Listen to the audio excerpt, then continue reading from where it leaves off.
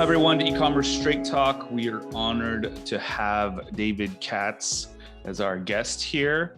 Are you a big college football fan? Yeah, more pro sport, but definitely college. Well, who's your team? I have to go with University of Minnesota. Hey, I watched that game last night. Yeah, it's a rough injury. And oh man, yeah, because that was good. You always love a fist fight, especially because my Oregon Ducks are playing next week. Oh yeah, State. yeah, that's gonna be big. So I wanted to see what all the fuss is about.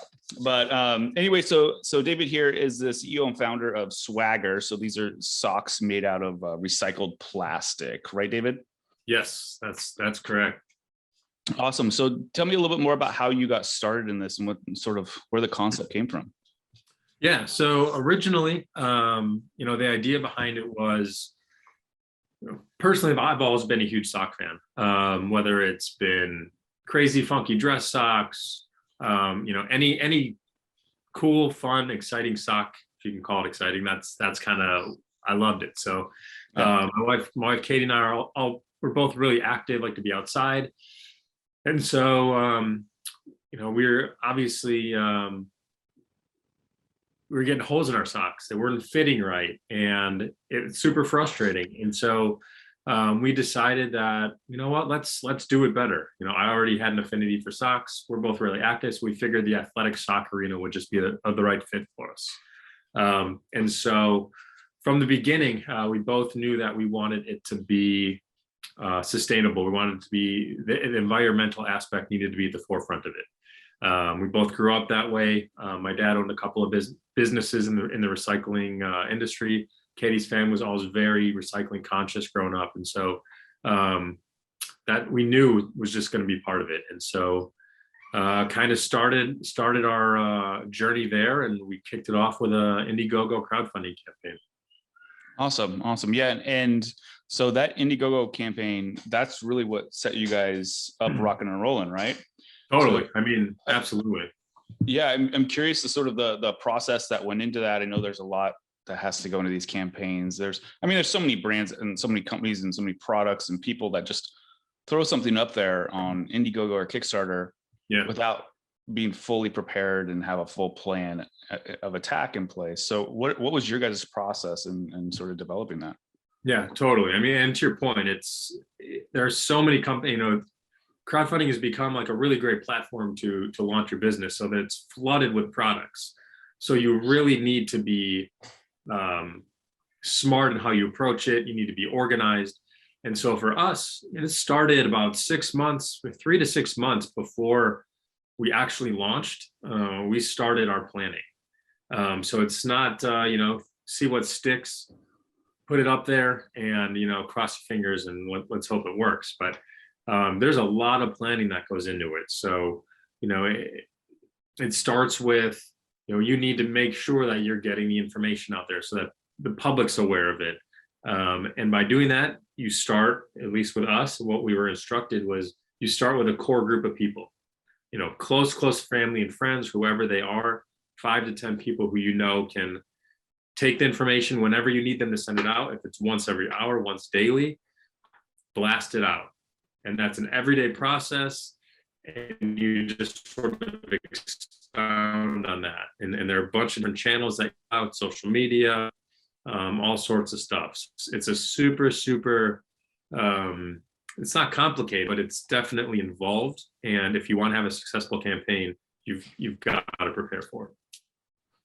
Awesome. And so how did that, once you guys launched, what was your goal and sort of how long did it take you to meet that goal? So the goal is 20,000 and you can set different parameters for how long you want the campaign to run. We ran it for 30 days. And what's super important is a big first day. That's what we were told that's what we were planning for. Because if you have a first day, it puts you on whatever platform, Kickstarter, Indiegogo, whoever it is, puts you on the list, puts you in their emails that out saying, hey, new campaigns that are exciting and doing well, which can really throw your name out there and get you some more backing. But goal was 20,000. In the first day, I think we did about eight to $10,000 in the first day. Wow. That was a huge push, and it allowed us to really, you know, get that organic push into Indiegogo's trend. So we were trending for a few days, and then things cooled off, which we were expecting them to. And then we hit our goal probably about 15 to 20 days in. We hit our goal. Mhm. And then from there, we set up some stretch goals to see if, what we could do, but we were so pumped up that we hit it that Yeah. it was just super exciting. No, I mean, that is exciting. I think too, what's so interesting is, with crowdfunding and the availability of it, it's such an easier and simpler way of testing the market, right? Does the market actually want said product? So it's an easy way of testing it. Yeah. So that's why I think those platforms are so valuable. And crazy enough, even big corporations still use those platforms to test products and see what works and see what doesn't. Yeah. I mean, I think that, and that's a great point. Yeah, there are a couple of big brands that use that when they come out with new products, just to see if, get the social proof for it.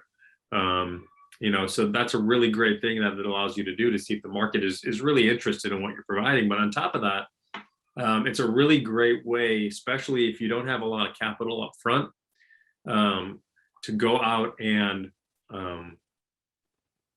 get the initial capital you need to do a first production, or however you want to use that money to keep the business moving forward. So that's another aspect, I think, of crowdfunding that's so valuable, because starting a business is not easy. And when you add in the capital aspect of it, it makes it even that much more difficult. So it's a huge thing when you can leverage a platform to generate some money for you. Well, and I think for you guys as well, it also helped really create that community, or at least starting off and building that community, which is absolutely obviously so important in 2021. It's like, I think we've talked to other folks in this year about the same thing. It's like, with everything going on in the world, with all the iOS changes, with just everything, brand and community are so much more important now than ever. They always have been, but people haven't relied on it a lot, right? Right. And so I think moving forward, like that's really where you have to go. And so being able to utilize platforms like Indiegogo and start helping build that community and really get it off the ground is genius. Yeah. Oh, yeah, absolutely. Appreciate that. And it's true. I mean, it's funny, if you look at even 20 years ago, 10 years ago, business is so different today than it was back then.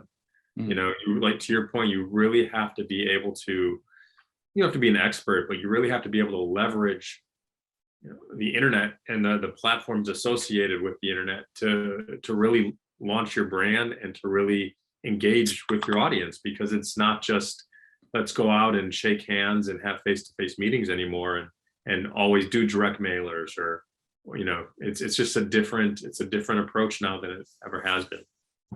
Cool. And then I am curious.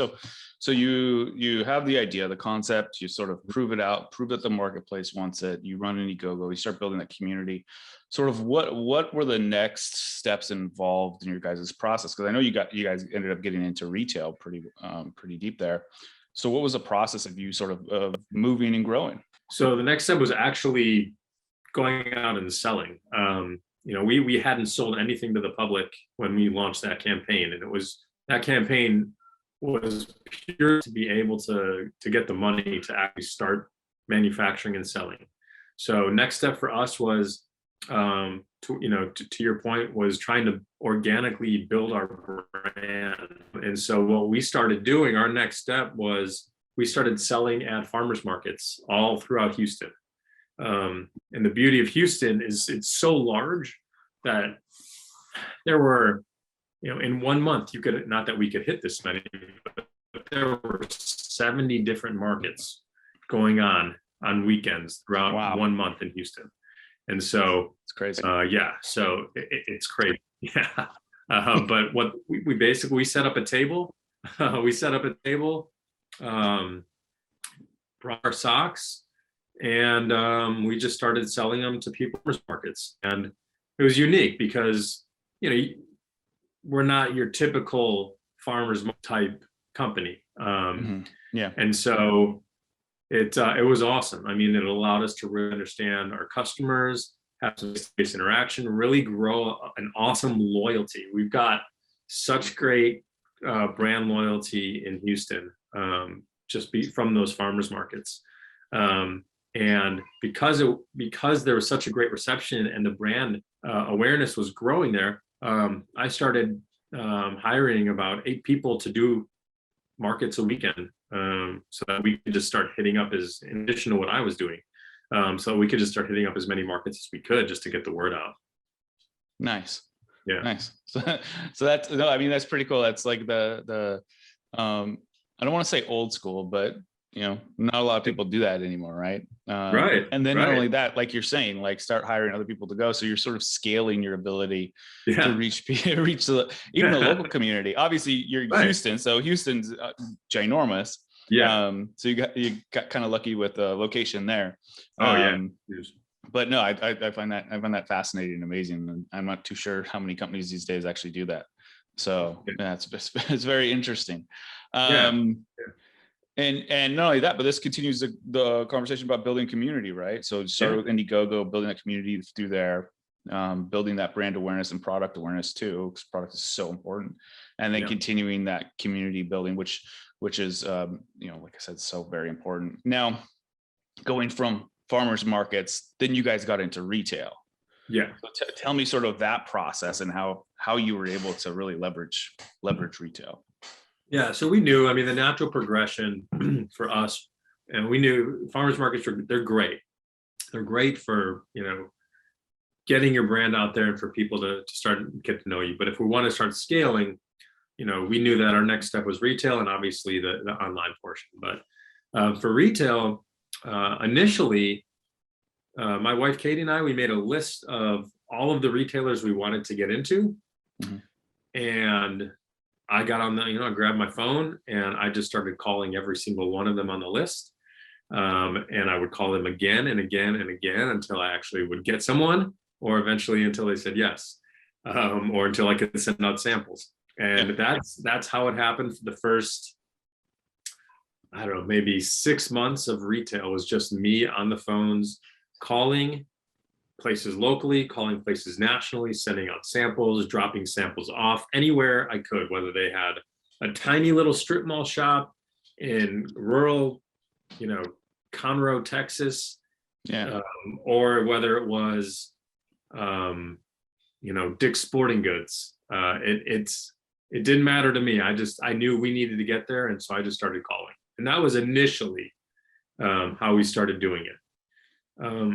But I think to leverage the powerful machine that retail is, to really get into the big ones, to really scale through retail, we actually hired an agency to help us really kind of make our waves in there.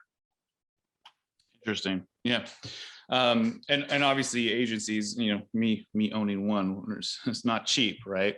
But the ability to scale is always there. So it's just one of those things that you sort of, once you hit a certain level, you kind of have to go into. Yeah. Now, absolutely. I mean, yeah, and the bigger ones, you know, the bigger retailers you get into, if we're talking specific retail, it's hard. I mean, they're hard to break into. It's hard to find the right buyer that you need to speak with. And so, you know, leveraging an agency, although, you know, the cost can be high, the value they bring to the table definitely outweighs that. Awesome. And would you suggest, or if you were giving advice to somebody else who was thinking about getting into retail or just starting getting into retail, would you advise them to go that route or to stick to the grind? I'd tell them to start by sticking to the grind, because unless you've got big capital backing, or you've had a lot of success and the cash flow is already coming in, but you have to have the budget for it, because it's expensive, and especially, you know, with retail, you're really not going to see results from your efforts. And the agencies will tell you this too, for 3 to 4 months. And so you really need to be able to have the budget for at least 3 months, and probably 6 months, just to make sure it's actually going to be worth your while and stick it out long term. So I definitely say kind of hit the grind, make your lists, call, and then once you start to get some traction, reach out to the agencies, because it's going to be easier for them to also get you into larger retailers if you've got somewhat of an understanding of how it works, and you also have some relationships already established. Gives you a little more credibility. Makes sense. And I am curious to learn a little bit more about retail, especially when, we're talking about farmers markets and you're able to talk to the customer right then and there, or anyone, and just get a feedback, right? Yeah. One-on-one. Yeah. How was that different with retail and working with retail stores? Would they give you feedback on products or suggestions, or say, hey, you know what, we'd like more of this kind of product, or could you make XYZ? Yeah. So when it got to the point where they were interested in at least reviewing samples, they would tell us what style they were interested in, and we'd send those types of samples. And initially, when we were kind of pitching to retailers, we just threw everything that we had and say, hey, here's the styles we have, kind of new styles for summer or whatever it is, whatever season it is, and then they'll come back that they're interested or not. And if they are, then they'll kind of want to focus on a specific segment.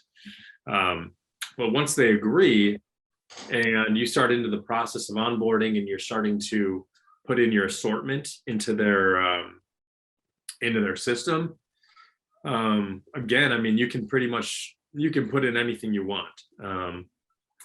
I really think even the styles that they're preferring to have, they're willing to test other things if it's something that's somewhat in their wheelhouse. So that's not too much of something that we needed to worry as much about. And what about your design process? I've always been sort of fascinated by this, because I'm a huge fan of socks. Yeah. Especially when you're wearing a suit, the socks and the watch are the thing that sort of set you apart, because you're not going to wear a super flamboyant suit, because I'm not, right? Yeah, right. So you get some socks that sort of represent your personality. So I'm curious into like what goes into the design of socks. You guys just come up with something like, hey, you know what, you had jalapenos one night, we're gonna throw jalapenos on the socks, or like, where does the inspiration come from? So it's interesting with our socks. So our socks are made out of recycled plastic bottles. They're 91% made out of recycled plastic bottles, and so with that, because of the large amount of recycled materials that we have, the innate knitting designs that you'll see on a lot of other socks, like throwing jalapenos on there or pizzas or whatever it is, we're a little bit limited in the craziness of our designs. And so kind of our inspiration has been, ocean, clean, simple. The yarn we use and how we kind of manipulate our yarn, it's really cool because you have sort of this heathered speckled look to every one of our socks. And so we really go for that simplistic, clean look. And so, we've done some leopard designs or zebra designs for a zoo that we were working with. But for the most part, we've got lots of really cool colors, but the designs are pretty simple. We don't get too crazy with them. Occasionally we'll get a business who wants to do some customizing, and they'll reach out, and we'll put switch it up and put their logo and do some stuff for them. But for the most part, we stick to our branding. We love the branding, and we've got our sea lion logo, and kind of stick to our speckled colors and our sea lion logos, and kind of go with that. Nice. Yeah. Yeah. Okay, cool. Yeah, I'm sure if you put me in charge of design, you'd be like, Sam, what are you doing, man? This is not going to work with anybody. Yeah. Well, it's funny. I mean, there are definitely ways, like, I think a lot of people, and I'm totally agreement with you too. Like, I love wearing crazy socks with suits. That's kind of initially how we had come up with this. It's just because it's fun to wear. It's a fashion statement now, right? Like socks have to become a fashion statement. It's not just like you're wearing a black suit, get some black socks. Like it's just not how it is anymore. Well, I think for men in the professional world, right? So suits are still, and obviously the fashions change with suits, but small changes, right? Not huge changes. Right. And I think when you're wearing a suit, there are some people out there who want to make a statement, but most people wearing a suit don't. Yeah. Right. Yeah. And so the way that you sort of show off your personality or make a statement, like I said, it's either with a watch or socks. Obviously, you can throw a tie in there, but ties, you sort of want to take it safe with ties. And cufflinks too, if you're wearing a shirt that requires cufflinks, right? Yeah. But most of the time you're not. So the socks are everything. Right? Socks are, it really it shows your personality. And so, our kind of idea around that is we've got lots of really cool, vibrant colors. We've got the whites and the grays and the blacks, but we've got some really cool, like bright colors that are pretty awesome. And so, we're just getting to the point now. We're going to be kicking off, October's coming up. We're going to try and do some really cool new designs for Breast Cancer Awareness Month and all that kind of thing. So we've got our cool designs, and they're going to be coming, but they're not as we don't put pizzas or anything like that on there quite yet. I gotcha. Okay. And we talked about inception and launch and sort of growth, talked about retail. So now to step sort of in the direct to consumer realm. Let me talk a little bit more about that and what platforms have you guys been utilizing? How have you really sort of taken the next step in going direct to consumer? Yeah. So initially we built out our site on WooCommerce. Not to get too technical, but I figured I'd start there because we made some changes in that regard too. And so it was a great platform for us initially to start. We were familiar with it, but as we started to grow, and initially it was organic, we did a lot of foundational stuff in terms of SEO. We were making sure that we're doing blogs, we're doing stuff that's going to organically drive traffic to our site, because in our opinion,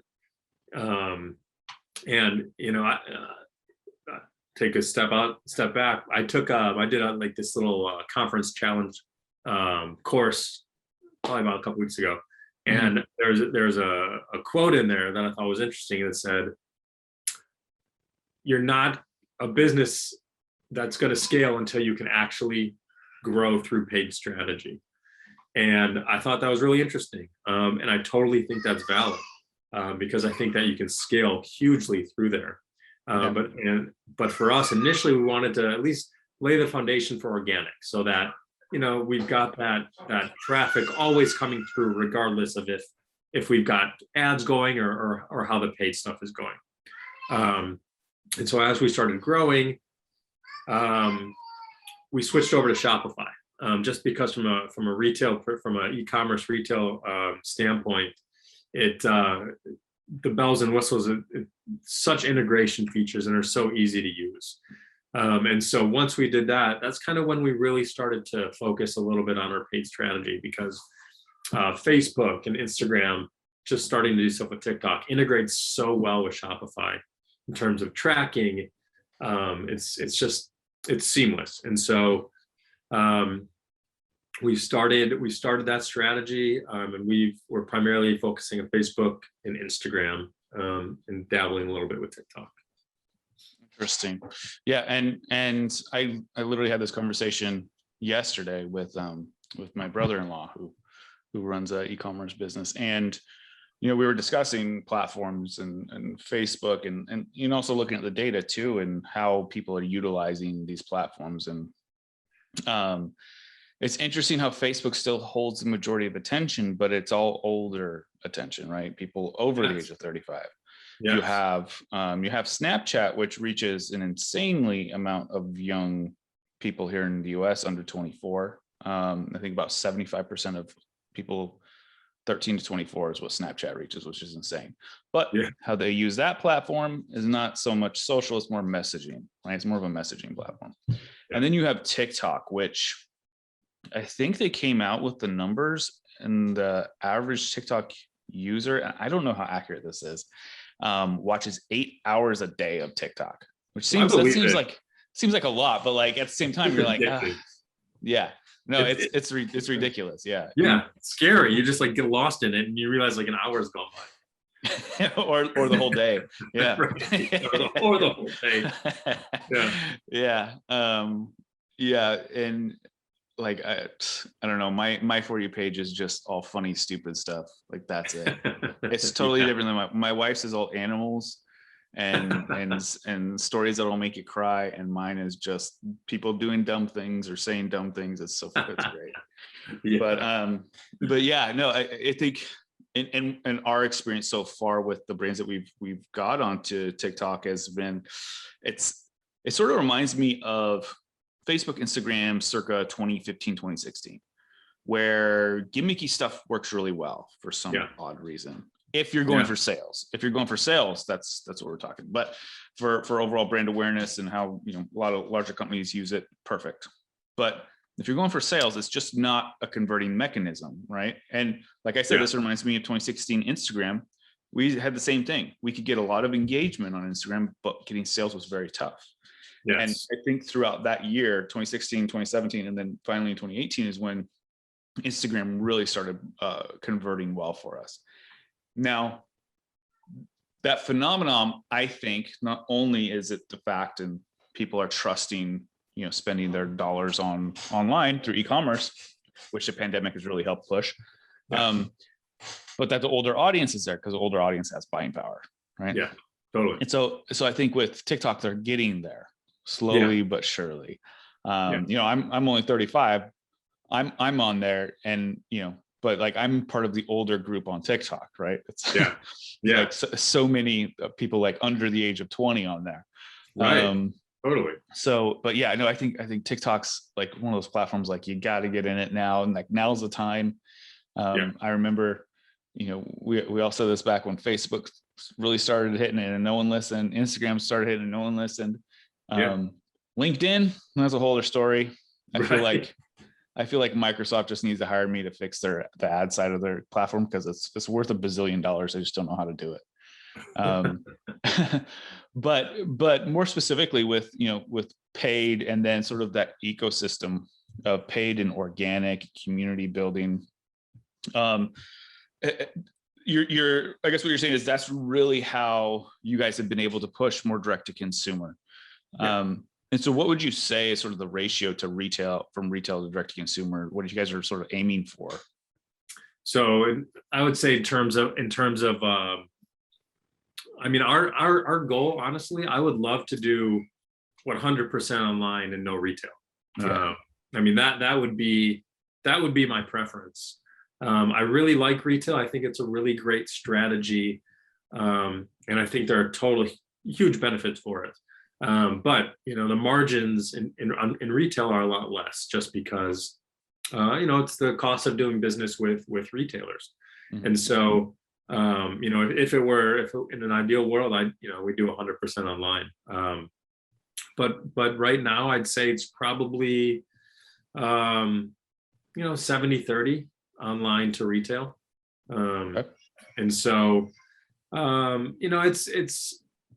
it's a good mix. There are the benefits to retail is you get those POs and you get the capital big chunks, and it allows you to do stuff right away with how you're going to manage that.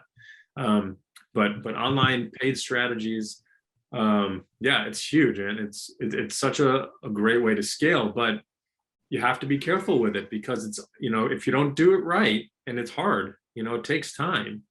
If it's not done right, and this, with doing what you do, if you don't do it right, you can lose a lot of money really quickly.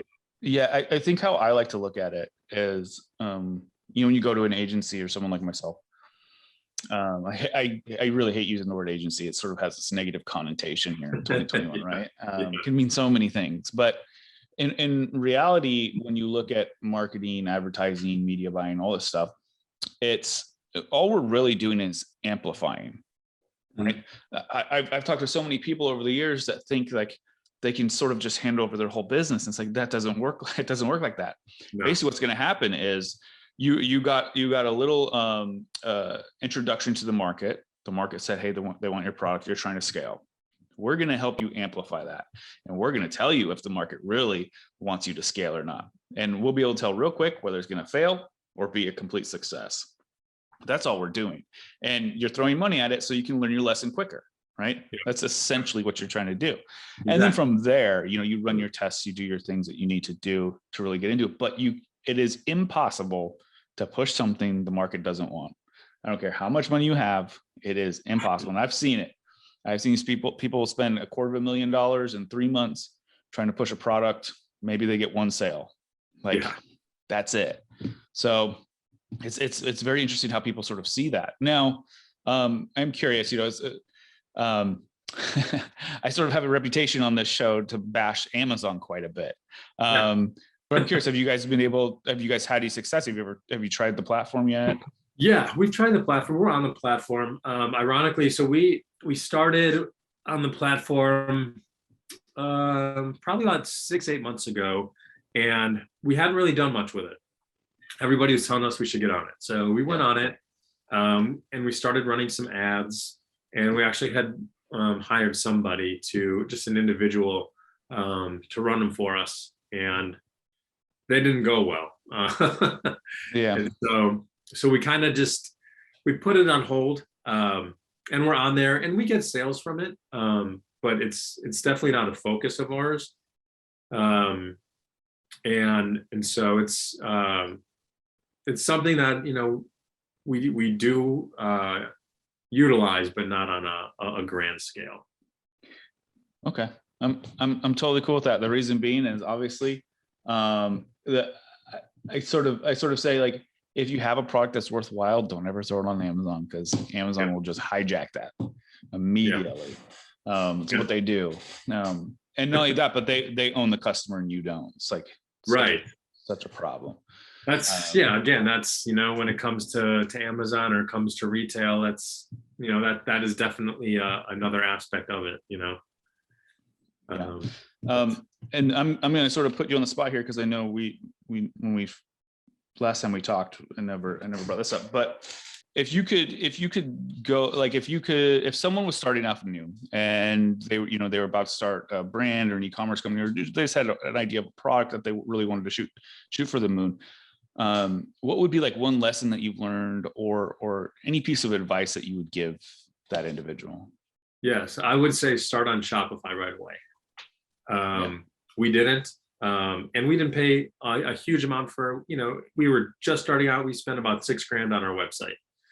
And, looking back, when we transitioned to Shopify, we did our own Shopify site, and we did the design. We had a little bit of work from our developer, but it was seamless and much better. And it's so much more integrated.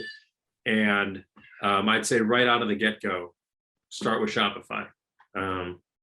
I wouldn't, that's one thing, because I think for e-commerce, I just think, at least for apparel stuff, everything in Shopify works really well and seamless with email marketing, Facebook, TikTok, because some of the platforms don't integrate with TikTok.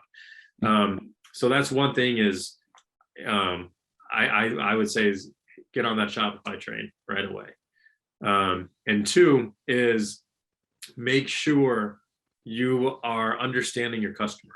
So, if you can do some form of community outreach, whether it's farmers markets, or something else, dive into that right away. Get your product in the hands and ask them why they like it and what they don't like about it. And ask them to compare it to the products that they love that are similar. I think those are the three biggest things. I would say from the get-go is just, if you're going to do a website, in my opinion, obviously it's just my opinion, I think Shopify would be great if you're going back and forth. And don't think so much. Just Yeah. do it. Just do it. So, it's a lot of things are overwhelming. And I tell myself every day, do one thing that's going to keep the business moving forward. All right. Because you can get stuck in a lot of stuff. So when you start out, if you can do one thing each day that's going to progress the business that much further, do that. That's solid advice. That's great advice. I think to sort of add to that, this idea of perfection or having it perfect, right, is in everyone's mind. And it's like starting, being successful in business. You don't have to be the smartest person, right? You really don't. In fact, no. I'm sure anyone listening knows somebody who runs a successful business, and they would consider them a total moron. So, right. So proof's in the pudding there. So it's like one of those things where, everyone waits for the perfect time. And then with that too, I've sort of come up with a new mantra as of last month. An ego is not your amigo. Right? Like I love doing things because you've seen that's how someone else did it, or doesn't mean that you have to do it that way. Right. And you could take the Bob Ross approach, right? This is your world. This is your tree, happy little accidents, and just go about it that way. Otherwise it can be soul crushing and just, oh man. Yes, totally. Never ending. And you just, nothing's ever going to be perfect, especially, when you have this huge day of success, you're going to be like, oh, I finally figured it out. And then the next day is just going to kick you, and you're going to, want to curl up in a ball in the corner.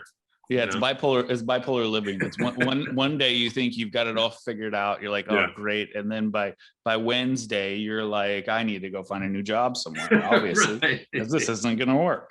Yeah, right, exactly. Totally. Just getting to the point where you're comfortable being uncomfortable. Yeah. Like if you can get to that point, like, you're golden. Yeah. And it's perseverance. I mean, and my wife and I, we talked about this, you got it. You grind you're always grinding, right? But the grinding it becomes different as you start to gain traction. But, especially starting out, you've got to push. And when you feel you're at a breaking point, you push a little bit harder and you get over that hump. That's the difference, between making it and being successful and not. And I feel like that's why you see a lot of startups, what is the percentage? 80% of all businesses fail within the first 5 years. And it's not that anybody is smarter than anybody else, but it's just the level that you're able to push through the hard stuff and keep pushing when you're down. That separates the successes from the failures. Absolutely. And on top of that, only 60%, or excuse me, a little more than 60% of business owners in the US make $60,000 or less. So if you think about it like that too, it's like, the level of success out there is so broad. And so it's kind of hard because you're constantly getting on yourself. Hey, we need to do this. There's always more to do. Right. Totally. And then over the long haul, you figure out how to be more efficient at the things you do. Yeah. And prioritize better. So this is the most important thing. If I don't get this done today, the world's going to explode. The rest of it I can sort of push off, Yeah. So it's a very interesting life running a business, especially here in this digital age. Yes. So I appreciate you coming on and talking to us, David. How can people find you, reach out? Yeah. Website is swaggr.com, and it's SWAGGR. There's no E in there. Socks are all up there. You can shoot us an email at hello@GetSwaggr to reach out. We're on Instagram, Facebook. It's Get Swaggr is how you get us there. And love just to talk about anything. You have any questions, you just want to say hello. But check out the socks. They're awesome. Sustainable, all made in the US. It's a big focus of ours. Appreciate you having me on. This has been great, Sam. Awesome, Dave. Hey, it was great talking to you. Everyone else, be sure to follow us on YouTube, and you can also find us on Spotify, Apple, and Google Play.